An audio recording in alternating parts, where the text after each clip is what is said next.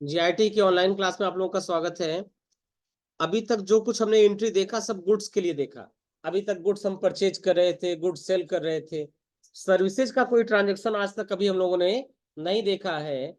अब हम लोग को ये देखना है कि अगर सर्विसेज को हम सेल करते हैं तो उसकी एंट्री कैसे करते हैं। जिस तरह गुड्स के लिए हम लोग एचएसएन कोड इस्तेमाल करते हैं, ठीक उसी तरीके से सर्विसेज के लिए सैग कोड इस्तेमाल होता है। बात समझ में आ रहा ना? तो दे रखा after enabling GST in company, यानी कंपनी में जीएसटी इनेबल करने के बाद we can record inward and outward supply of services. GST का इनवर्ड और आउटवर्ड सप्लाई हम जो है कर सकते हैं using purchase and sales voucher respectively, यानी क्रमशः परचेज और सेल्स वाउचर से। यानी कंपनी में अगर जीएसटी का फीचर हम इनेबल कर दे रहे हैं तो हम परचेज और सेल्स की एंट्री कर सकते हैं। A supply of services shall be an intra-state supply if the service provider and service recipient are located in same state। अगर सर्विस देने वाला सर्विस पाने वाला एक ही स्टेट में है तो ये हमारा क्या कहलाता है? Intra state supply. Similarly a supply of services shall be interstate supply if the service provider and service recipient are located in different state। अगर सर्विस देने वाला और सर्विस पाने वाला अलग अलग स्टेट में है तो ये हमारा इंटर स्टेट सप्लाई कहलाता है। एग्जाम्पल दे रखा है, Gayatri computers private limited diversified its business and entered in providing advertising services to different customer in around the state. Gayatri Computers Private Limited provided advertising services of worth ₹5 lakh to Cello private limited Gorakhpur. यानी हमारी कंपनी ने Cello company को advertising की service दिया। Advertising की service में क्या आता है? जब कोई एक एजेंसी या एक कंपनी किसी दूसरे कंपनी के प्रचार का जिम्मा ले लेती है, ठीक, आपकी होल्डिंग लगवा देंगे, आपके बैनर लगवा देंगे, पोस्टर्स लगवा देंगे, ठीक है, सोशल मीडिया पे एडवर्टाइजिंग कर देंगे, तो ये कहलाती है एडवर्टाइजिंग की सर्विसेज। तो दोनों कंपनियों के बीच एक कॉन्ट्रैक्ट हो जाता है कि पूरे साल में इतनी होल्डिंग लगनी है, इन लोकेशंस पे लगनी है, ठीक, इतने बैनर्स लगेंगे, इतने पोस्टर्स लगेंगे, इतने सोशल मीडिया पे पोस्ट होंगे, ठीक। ये सब कुछ का क्या है, पहले से प्लानिंग कर लिया था, एक एग्रीमेंट हो जाता है। और वो जो सर्विस हम किसी को देते हैं वो कहते हैं एडवर्टाइजिंग की सर्विसेज, ठीक है। तो हमने क्या किया, हमने सेलो प्राइवेट लिमिटेड का एडवर्टाइजिंग किया और उनसे ये बोला कि ये हमारा जो एडवर्टाइजिंग का कॉस्ट है ये टोटल है 5 लाख रुपए, प्लस इस पर जीएसटी आपको अलग से देना रहे। तो ऐसी सर्विसेज हमारी टैक्स एक्सक्लूसिव सर्विसेज कहलाती हैं, जहां पर टैक्स हमारा अलग से जोड़ दिया जाए। बस में आया भाई? देखो, दो तरीके का है। हमने आपसे बोला पूरे साल भर हम आपको पढ़ाएंगे और आपसे 15,000 रुपये फीस लेंगे, ठीक है। आपने बोला सर ये इसमें सब कुछ जुड़ा है ना? हम कहा हाँ, ये टैक्स इंक्लूसिव हो गया कि उस 15,000 में टैक्स भी जुड़ा हुआ है। और हमने आपसे ये बोला कि पूरे साल भर आपको पढ़ाएंगे और आपसे 15,000 प्लस 18% जीएसटी लेंगे, ये टैक्स एक्सक्लूसिव हो गया। जहां टैक्स का अमाउंट अलग से ऐड करना हो वो टैक्स एक्सक्लूसिव है, और जहां टैक्स का अमाउंट पहले से ही जुड़ा हो वो हमारा टैक्स इंक्लूसिव। बस में आया? अगर किसी अमाउंट में टैक्स अमाउंट पहले से जुड़ा है तो टैक्स इंक्लूसिव अमाउंट है, और किसी अमाउंट में टैक्स में अलग से जोड़ना है तो टैक्स एक्सक्लूसिव अमाउंट। तो दोनों तरीके की सर्विसेज आपको दिखेंगी जहां पे टैक्स अलग से भी आपको देने पड़ते हैं। अब देखो यहाँ पे क्या है, हम सेलो प्राइवेट लिमिटेड को एडवर्टाइजिंग की सर्विस दे रहे हैं। तो सेलो हो गया हमारा कस्टमर, तो सबसे पहले इसका लेजर हम बनाएंगे। और एडवर्टाइजिंग की जो सर्विस हम दे रहे हैं ये हमारी कंपनी के लिए एक प्रकार का इनकम हो गया, हम इनकम का लेजर बनाएंगे। तो दो चेंजेस, दो काम आपको करना है। सबसे पहले हम क्रिएट में आ गए, क्रिएट में आने के बाद लेजर में आ गए, और यहाँ पे हमें एक लेजर बनाना है और उस लेजर का नाम है सेलो प्राइवेट लिमिटेड। चूंकि ये हमारा कस्टमर, इसलिए ग्रुप क्या हो जाएगा, सनी डेटर्स। इसका एड्रेस भरेंगे और एड्रेस भरने के बाद जीएसटी नंबर भरेंगे। ये जीएसटी नंबर हमने चेंज किया है क्योंकि ये गलत हो गया था, इसको भी आप लोग अपने नोट्स में सही कर लीजिए। यहाँ सेलो का हमने भर दिया जीएसटी नंबर और इसको हमने कर लिया एक्सेप्ट। दूसरा चीज, हम एडवर्टाइजिंग सर्विसेज का भी एक लेजर बनाएंगे, हमने इसको कर लिया कॉपी। और ये एडवर्टाइजिंग हमारी कंपनी के लिए एक प्रकार का इनकम है, इसलिए इसको हम रखेंगे under group indirect income. Type of ledger not applicable. Included accessible value calculation not applicable. GST applicability यहाँ एप्लीकेबल रखना पड़ेगा। Specify detail here. HSN code आपको यहाँ पे दे रखा है 9983, सेम एचएसएन कोड हम यहाँ पे भरेंगे 9983। डिस्क्रिप्शन भर देंगे advertising services, specify details, taxable, और जीएसटी इस पर हो जाएगा कितना 18%, हमने भर दिया 18%। ठीक है, तो ये इस तरह से हो गया। दूसरी चीज, जब हम सेल्स वाउचर में आएंगे या फेड से सेल्स, तो हमें इस वाउचर क्लास को नॉट एप्लीकेबल करना पड़ेगा, क्योंकि तभी हम लेजर को सेलेक्ट कर पाएंगे। तो हमने यहाँ कर दिया वाउचर क्लास नॉट एप्लीकेबल।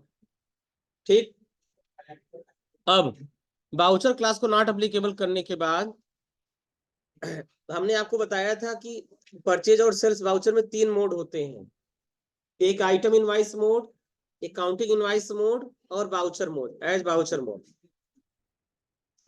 तो जब किसी आइटम की परचेज सेल करते हैं तो आइटम इनवाइस मोड होता है, सर्विसेज परचेज और सेल करते हैं तो अकाउंटिंग इनवाइस मोड होता है। तो आपको आना किसमें है, अकाउंटिंग इनवाइस मोड में। और यहाँ सबसे पहले पूछा जाएगा रेफरेंस नंबर, तो आप ये रेफरेंस नंबर यहाँ पे दे रखा है 7/GCPL, इसको हम कर लेंगे कॉपी, ऐड कर देंगे पेस्ट। पार्टी का नेम क्या हो जाएगा, सेलो लिमिटेड। यहाँ हम लेजर सेलेक्ट कर लेंगे एडवर्टाइजिंग सर्विसेज, अमाउंट भर देंगे कितना 5 लाख रुपए, और इस पर टैक्स अलग से लगाना, तो हमने सेंट्रल टैक्स लगा दिया और स्टेट टैक्स, और इसको कर लिया हमने आके यहाँ पे एक्सेप्ट। हो जाएगा।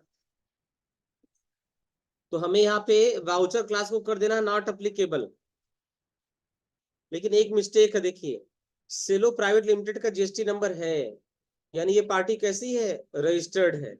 अगर रजिस्टर्ड को सेल करते हैं तो B2B में होता है, और हम यहाँ पे B2C में करने जा रहे हैं। तो हमें फिर से करना पड़ेगा या फेड से सेल्स वाउचर, और यहाँ सेलेक्ट करना पड़ेगा B2B, और यहाँ वाउचर क्लास को कर देना है नॉट एप्लीकेबल। तो ये एंट्री हमारी चली जाएगी B2B में, और इसको हम यहाँ से कर लेंगे एक्सेप्ट। ठीक है, ये हो गया पहला। दूसरे में क्या है, दूसरे में भी हम एडवर्टाइजिंग की सर्विस दे रहे हैं, फर्क ये है कि इसमें टैक्स पहले से इंक्लूड, हम 1 लाख की एडवर्टाइजिंग सर्विस दे रहे हैं और इसमें टैक्स अमाउंट पहले से ही इंक्लूड है। तो इसका रेफरेंस नंबर है 8/GCPL, इसको हम करेंगे कॉपी, एंड कॉपी करने के बाद हम यहाँ पे कर देंगे पेस्ट। पार्टी का नेम सेलो प्राइवेट लिमिटेड, सेम पार्टी है हमारी, कंट्रोल से एक्सेप्ट करेंगे, यहाँ सेलेक्ट कर लेंगे एडवर्टाइजिंग सर्विसेज। अब यहाँ पे देखिए हमारा टैक्स पहले से इंक्लूड है, इसके लिए हमें एक फीचर इनेबल करना पड़ेगा कॉन्फ़िगर में जाके, provide amount inclusive of tax for ledger, इसे यस करना पड़ेगा। और यस करने के लिए के बाद हमें कंट्रोल से इसको करना होगा एक्सेप्ट, और यहाँ सेलेक्ट कर लेंगे advertising services, inclusive of GST में आएंगे, और यहाँ पे हम जीएसटी जोड़कर अमाउंट भरेंगे। जीएसटी जोड़कर जो टोटल अमाउंट है वो है 1 लाख रुपए। जैसे हम 1 लाख भर के इंटर करेंगे ऑटोमेटिक यहाँ 84,000 आ जाएगा। इसके ऊपर हम सेंट्रल टैक्स लगा देंगे और स्टेट टैक्स लगा देंगे, तो ये पूरा का पूरा अमाउंट हमारा कवर हो जाएगा 1 लाख। समझ में आया? तो बस इसकी एंट्री करते समय आपको ध्यान ये देना है, कॉन्फ़िगर पे आना है, प्रोवाइड अमाउंट इंक्लूसिव वाले ऑप्शन को कर देना है यस। यस करने के बाद जब एडवर्टाइजिंग सर्विसेज के लेजर को सिलेक्ट करेंगे तो यहाँ पूछेगा इंक्लूसिव ऑफ जीएसटी, यानी जीएसटी जोड़कर अमाउंट कितना था, हमने बोला 1 लाख रुपए, हमने इसको सेलेक्ट कर लिया।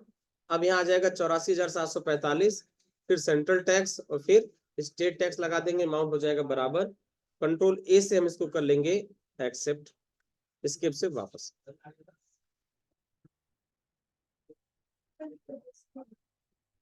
क्या चीज उसे नोट करना है वो है टैक्स एग्जेम्प्ट। इन दोनों सर्विसेज पर 18% जीएसटी लागू था, लेकिन कुछ ऐसी सर्विसेज भी होती हैं जो एग्जेम्प्टेड होती हैं। एग्जेम्प्टेड का मतलब जिस पर टैक्स लागू नहीं होता। exempted services are the services which are not subjected to tax।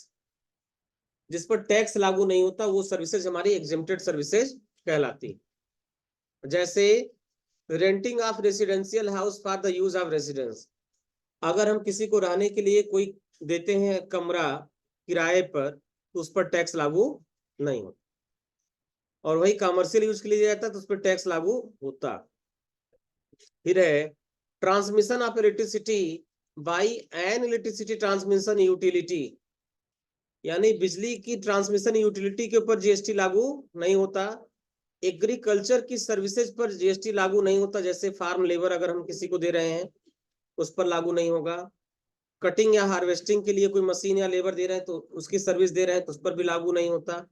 या आरबीआई के द्वारा जो भी सर्विस दी जाती है हम लोगों को उस पर भी जीएसटी लागू नहीं होता। ऐसी बहुत सारी सर्विस है जिस पर जीएसटी लागू नहीं होता। आपकी स्कूल की फीस पर जीएसटी लागू नहीं होता, बस में वो एजुकेशन की सर्विस है उस पर उसको भी जीएसटी से बाहर रखा गया। ऐसी बहुत सारी सर्विसेज हैं जिनको जीएसटी में शामिल नहीं किया गया। तो अगर कोई ऐसी सर्विस है जिसको जीएसटी में शामिल नहीं किया गया है, जिस पर जीएसटी नहीं लगता है, वो एग्जेम्प्टेड कहलाती है। जैसे यहाँ पे देखिए, Gayatri computers private limited provide agriculture services to Khushi farm for ₹50,000 and these services is exempted from the GST tax। और ये सर्विस जीएसटी टैक्स से क्या है, एग्जेम्प्ट। तो हमें क्या करना पड़ेगा, हमें एग्रीकल्चर सर्विसेज के नाम से एक लेजर बनाना है। इसको हमने कर लिया कॉपी, और यहाँ पे हम आ जाएंगे स्केप से वापस, और हम कर देंगे क्रिएट। क्रिएट में लेजर, और हमने एग्रीकल्चर सर्विसेज का एक लेजर बना दिया। यह हमारी कंपनी के लिए एक प्रकार का इनडायरेक्ट इनकम होगा, इनडायरेक्ट इनकम में रखेंगे, जीएसटी एप्लीकेबल रहेगा। स्पेसिफाई डिटेल हियर पर जाएंगे, एचएसएन सैक कोड पूछा जाएगा, यहाँ बनाएंगे 9986। ठीक है, और यहाँ पर डिस्क्रिप्शन भी एग्रीकल्चर सर्विस हो जाएगा। स्पेसिफाई डिटेल हियर पर जाएंगे, और यहाँ टैक्सेबल ना लेकर, अब तक हम क्या सेलेक्ट करते थे, टैक्सेबल, अब हम टैक्सेबल ना सेलेक्ट करके ले लेंगे एग्जेम्प्टेड, और कंट्रोल ए से हम कर लेंगे इसको एक्सेप्ट। अब हम आ जाएंगे वापस वाउचर में, ठीक, और रेफरेंस नंबर पूछा जाएगा। यहाँ कोई रेफरेंस नंबर नहीं दे रखा, खाली छोड़ दे रहे हैं। पार्टी का नेम अल्ट सी से हम बना लेंगे। हमारे केस में जो पार्टी का नेम है वो है खुशी फार्मा, तो ये खुशी फार्म के नाम से हमारा पार्टी है। ठीक, इसको हमने बना लिया खुशी फार्म। चूंकि ये हमारा कस्टमर इसलिए ग्रुप हो जाएगा सन्नी डेटर्स। यहाँ पर इसका एड्रेस वगैरह मेंशन कर देंगे। जीएसटी नंबर नहीं दे रखा है इसलिए हम यहाँ जीएसटी सेलेक्ट कर लेंगे अनरजिस्टर्ड, और कंट्रोल इसे हम कर लेंगे एक्सेप्ट। ठीक, यहाँ सेलेक्ट कर लेंगे एग्रीकल्चर सर्विसेज। अब ये पूछ रहा है कितने रुपए की सर्विस दे रहे हैं, 50,000, हम यहाँ भर देंगे 50,000। चूंकि देखो एग्रीकल्चर की सर्विस पे टैक्स नहीं लागू है, इसलिए अगर हम यहाँ पे सेलेक्ट करेंगे सेंट्रल टैक्स तो नहीं उठाएगा, या फिर हम यहाँ सेलेक्ट करेंगे स्टेट टैक्स तो स्टेट टैक्स भी नहीं उठाएगा। बस में आया, ऐसा क्यों है, ऐसा इसलिए कि एग्रीकल्चर की सर्विस पर टैक्स लागू नहीं होता। तो इस तरीके की सर्विसेज हमारी एग्जेम्प्टेड सर्विसेज कहलाती हैं, और इसकी एंट्री हमें इस तरीके से करनी होती है। इसको कंट्रोल ए से हम करेंगे एक्सेप्ट। ठीक है, उसके बाद जब हम डिस्प्ले मोर रिपोर्ट्स में जाएंगे और जीएसटी रिपोर्ट्स में जाएंगे और जीएसटी R1 में जाएंगे, तो ये देखो ये सारी हमको यहाँ पे दिखाने लगेंगे। जैसे देखो नील रिलेटेड भी यहाँ पे आ गया जो अभी हमने एंट्री किया था, B2C स्मॉल भी आ गया, डेबिट नोट की भी एंट्री दिखेगी, B2C लार्ज दिखेगा, इनवाइस दिखेगा, सब दिखेगा। लेकिन गलती आप लोग क्या करते हैं, गलती आप लोग ये करते हैं कि जब आप डेबुक खोल के देखिए तो ये सारे ट्रांजेक्शन हमने 1 अप्रैल की डेट में किए, 1 अप्रैल में है, यानी इसका रिपोर्ट अप्रैल में दिखना चाहिए। लेकिन आप GSTR 1 की रिपोर्ट में जब आते हैं तो आप खोजते हैं उसमें मई में, जून में, जुलाई में। तो बताओ अगर ट्रांजेक्शन हमारा अप्रैल का है तो मई के R1 में कहाँ से आएगा वो? ये गलती, फिर कहते सर कुछ दिख ही नहीं रहा, हमारे में कुछ है ही नहीं, हम तो सब एंट्री सही सही किए हैं, हमारा एक एक आंसर मैच किया, सारा लेजर सही है, सारा ग्रुप सही है। रखे कहीं और, खोज कहीं और रहे, मिलेगा? नहीं मिलेगा। क्यों दांत दिखा रहे हो? बात समझ में आ रहा ना? यही लेजर, यही कारण है, अधिकतर हम प्रैक्टिकल कराते समय यही दिक्कत देखते हैं। तो अगर आपने अप्रैल में किया है तो यहाँ Alt F2 बटन दबाइए और आप यहाँ भरिए 1 अप्रैल से 30 अप्रैल। मई में किया तो भरिए 1 मई से 31 मई। तो डेबुक में जो ट्रांजेक्शन का डेट है वो डेट इस रेंज में आना चाहिए, तब दिखाई देगा, अदरवाइज वो दिखाएगा नहीं। अच्छा कोई गलती होगी तो यहाँ पे दिखाएगा, जैसे 2 गलती हमारे में है, 2 मिस्टेक है, हम इंटर करेंगे तो बताएगा GST registration detail of party are invalid, party का रजिस्ट्रेशन नंबर क्या है, गलत है, इंटर करेंगे तो दिखा रहा है सत्यम का रजिस्ट्रेशन नंबर गलत है और कंप्यूटर केयर का रजिस्ट्रेशन नंबर गलत। कंट्रोल इंटर करेंगे, ठीक, सत्यम वाले पे आके फिर कंट्रोल इंटर करेंगे तो देखो सत्यम को हमने रेगुलर तो किया था लेकिन सत्यम में कोई रजिस्ट्रेशन नंबर ही नहीं भरा था, इसलिए गलत दिखा रहा है। तो अब सत्यम का रजिस्ट्रेशन नंबर जब हम यहाँ पे भर देंगे तो ट्रांजेक्शन हमारा सही हो जाएगा। उसी तरह कंप्यूटर केयर का रजिस्ट्रेशन नंबर हमारा गलत हो, इसको भी कंट्रोल इंटर करेंगे, यहाँ पे जो गलती होगी उसको करेक्ट कर लेंगे, यहाँ पे रजिस्ट्रेशन नंबर नहीं भरा, ये सारी मिस्टेक आप कर रहे हैं। ऐसा मिस्टेक आप लोगों में भी आता है, आपने यहाँ रेगुलर कर लिया, रजिस्ट्रेशन नंबर नहीं भरा, ठीक है, तो ये सब चीज नहीं होना चाहिए। परचेज का लेजर बनाया, वहां GST एप्लीकेबल ही नहीं किया। ये सब छोटी छोटी चीजें हैं, जो बारीकियां जो आपको ध्यान देना है, और अगर कहीं गलती करेंगे तो ये इस रिपोर्ट में आपको दिखेगा। तो इस तरह ये नोट्स आपका यहाँ पे समाप्त हो रहा है, लेकिन अभी टैली के कुछ टॉपिक बचे हुए हैं। जैसे ईवे बिल क्या होता है, ईवे बिल को बनाया कैसे जाता है, इंपॉर्टेंट टॉपिक है।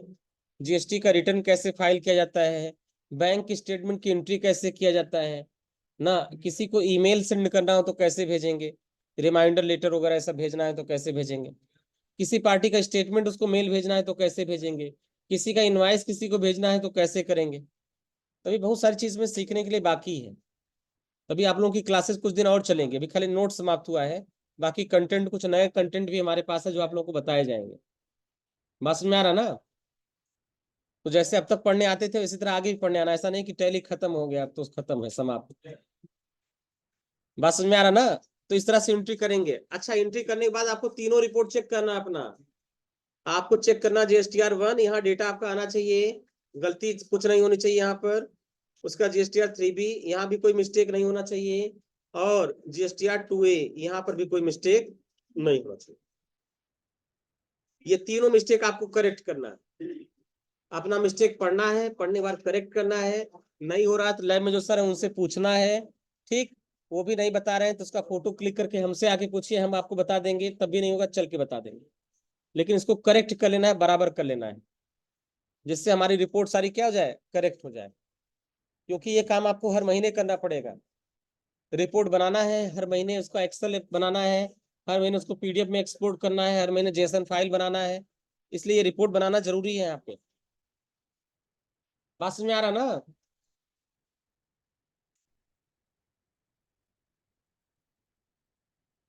ठीक, अच्छा जाओ बाबू लाइट जला दो।